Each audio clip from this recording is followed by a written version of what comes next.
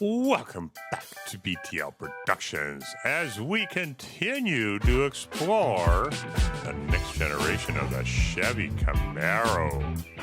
We will explore from 1982 all the way to 1992. So, let's get right into it. Roll the intro, and I'll be right back.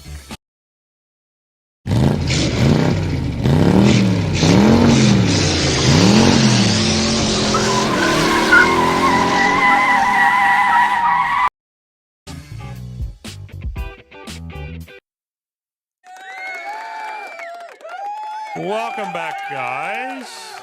So, although the pony car was faltering pretty badly throughout the 1970s, GM was still determined to push ahead with the product for the third generation, and the planning began in 1975. However, as a lot of people won't know, it was originally planned for the 1980 model year, although it did not arrive in dealers until 1982. And believe it or not, they were originally being planned to be a front-wheel drive car on the X platform, which meant it would be a lot smaller than the previous generation. Now, a lot of this was because of the oil crisis that people had endured in the early mid 1970s. And they're looking for ways to save fuel, and this was one of the ways that they decided to do it. Now, by March 1977, although initial designs were nearly ready for release, however, production plans had already been moved ahead to 1981 because they were behind schedule. Some changes were happening at the General at this time, though, and the VP of Design retired and was replaced by a new leader who took and did a review of every ongoing project at General Motors at the time. He did not like the direction of the Camaro and Firebird and immediately ordered a change of direction.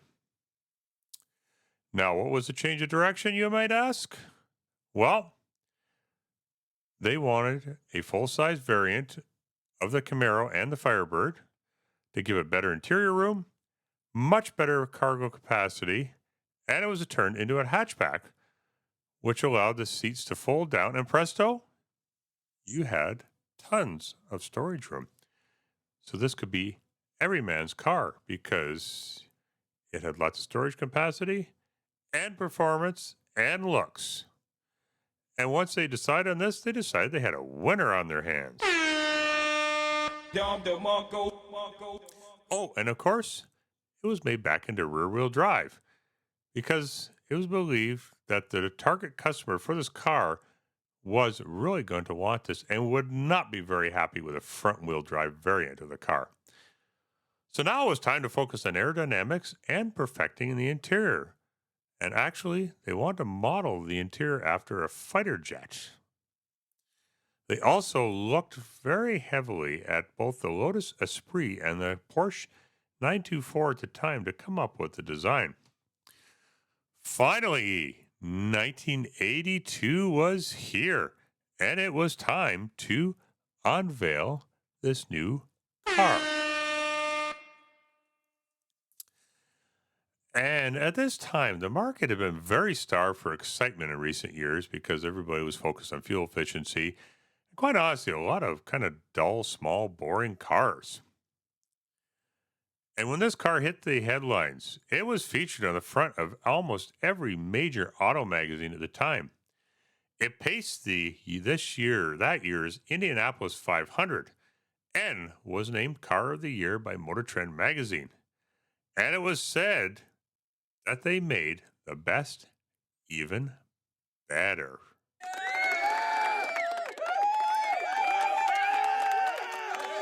It would be the first time that a four-cylinder engine would be seen in these cars and put out a rather underwhelming 90 horsepower. But it was said that when the engine was mated with a four-speed automatic transmission, this car could hold its own against the available V6 engine at the time. If you drove one of these during this time, please let me know in the comments below if this was true. I'd be really curious to know because I unfortunately did not drive one of these cars. Other engines available were the 2.8 liter two barrel carbureted V6 engine putting out 102 horsepower and the 5.0 liter four barrel V8 putting out a slightly more impressive, anyhow, 145 horsepower. Although the wheelbase was shorter by 7 inches and the overall car was cut down by 10 inches, this new unibody Camaro lost very little interior room. The car also got a much upgraded suspension package, especially on the Z28 model, which enabled this car to handle far better than previous generations. Most reviews at the time were focusing on the Z28, and although it did get great reviews, there was still some complaints about the underwhelming performance of this vehicle, especially because it had a lack of a manual option. But it was said that it was the best handling car in the country at the time. Many went on to say that this was the best handling car that had ever come out of Detroit.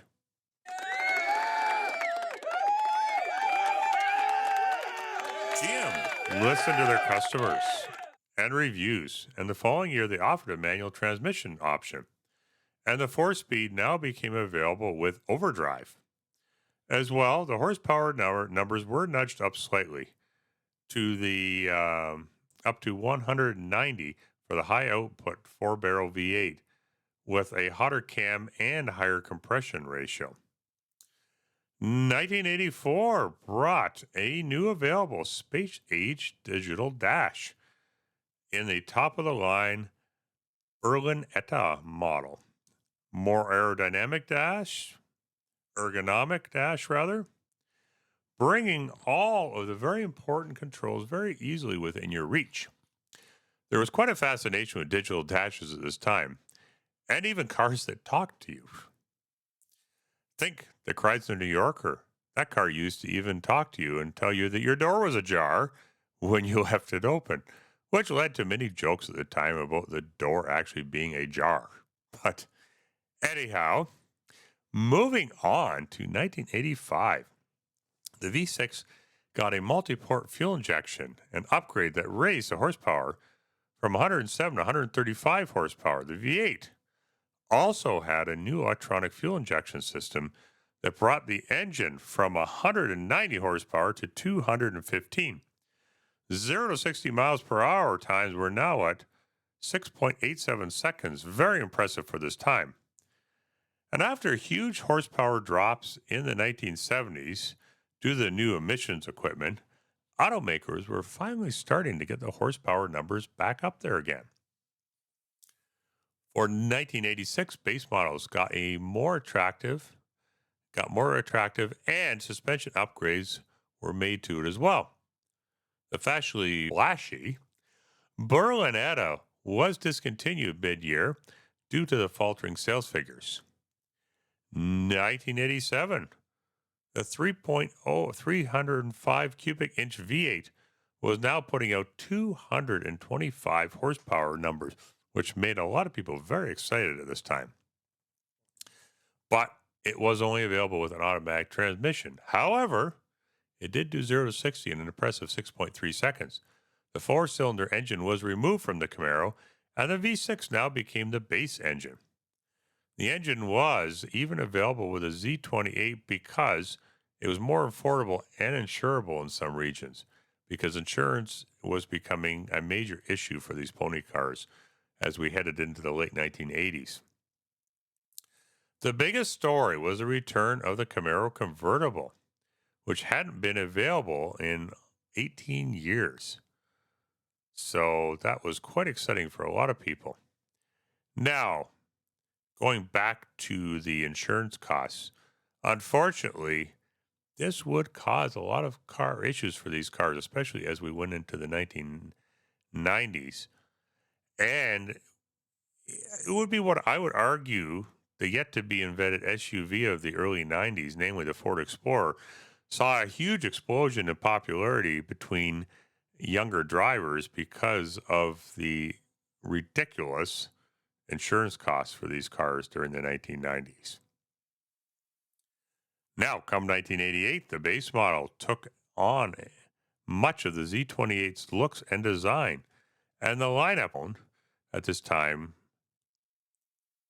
Come 1988, the base model took on much of the Z28's look and design, and the LT option and basic Z28 models were dropped, and the V8 engine got a slight horsepower boost again.